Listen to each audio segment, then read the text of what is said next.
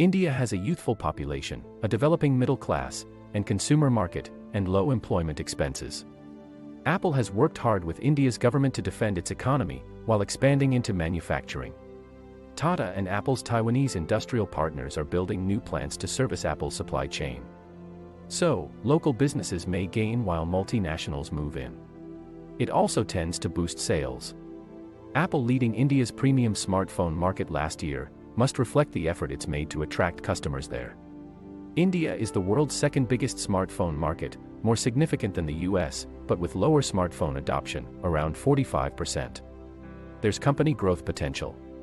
73% of Americans have smartphones, and 63% of Chinese do.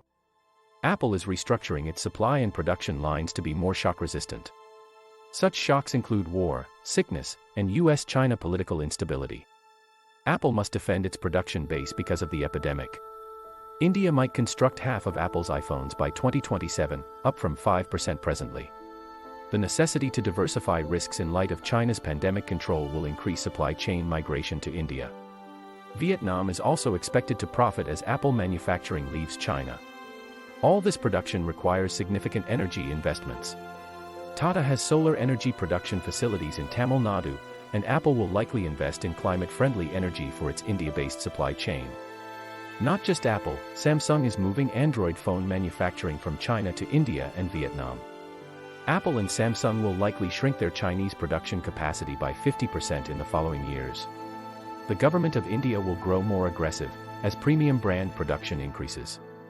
It will increase efforts to attract additional manufacturers by expanding its production-linked incentive scheme, PLI, facilitating local collaborations, and investing in infrastructure to support new production.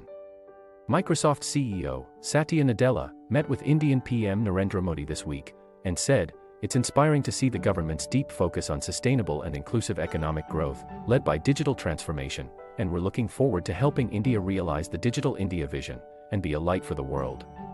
This was inevitable as India had extensive software expertise, so hardware manufacturing would inevitably follow. Of course, India isn't China. Any company looking to grow nationally will face unique hurdles. Many vital components can't be made in regions with different corporate interests. The country has infrastructural concerns, internal conflicts, and political tensions with its neighbors. But, undeniably, India will play a more prominent role in the tech industry's future.